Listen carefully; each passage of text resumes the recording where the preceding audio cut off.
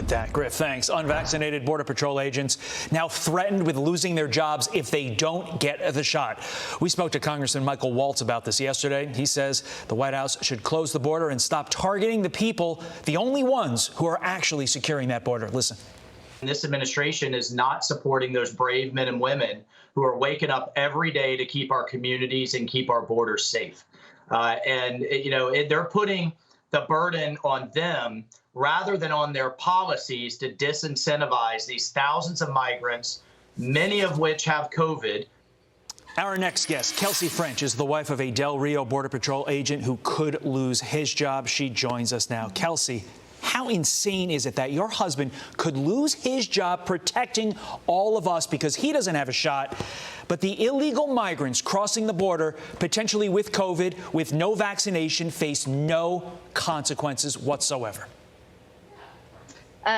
Ever since the mandate was starting to get talked about, I was just furious because I felt the same way. I was like, how can they allow all these people to come in testing positive and nobody even thinks twice about it?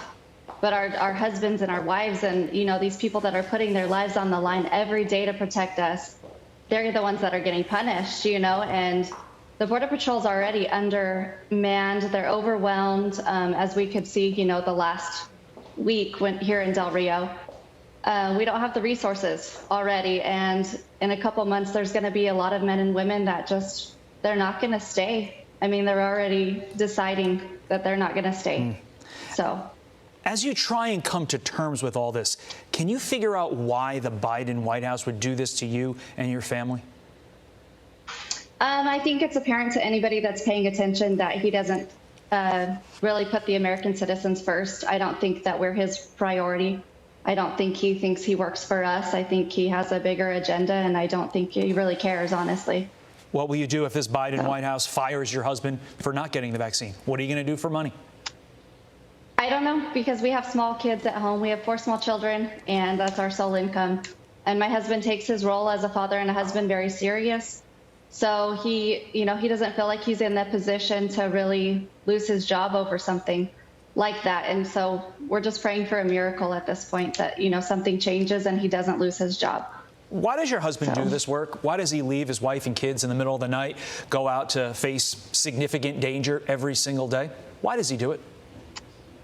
Well, he initially took the job because he told me he wanted to make a difference. He wanted to do something that had some meaning behind it and to do something bigger than himself. And I think that's true for a lot of the agents here.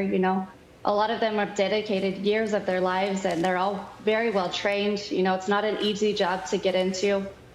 So there's a lot of sacrifices made by not just the agents, but the families at home that they leave behind. And we know that that's the sacrifice that they make and that there may be a day that they don't come home, and it's sad that the mandate is I don't know. It's just frustrating. I don't know. Let's broaden it out for a second here. What does it mean for our country's future?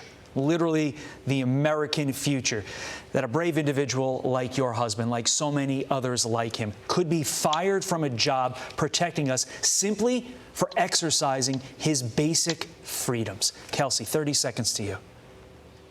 It's very scary. The things that are coming across our border, like people don't realize unless you're here around here, it's going to be a wide open border worse than it already has been, and they're the only things that are keeping us safe at night. These men and women that are there with their, their training, and they're there keeping us protected so that we can sleep at night. And it's going to be very scary in a couple months. Kelsey, there's no way we can replace the paycheck, but we can give you our thanks. I know that's not enough, but we thank you for what you go through trying to support your husband and for what your husband does trying to support us. We wish you the best of luck. Thank you so much.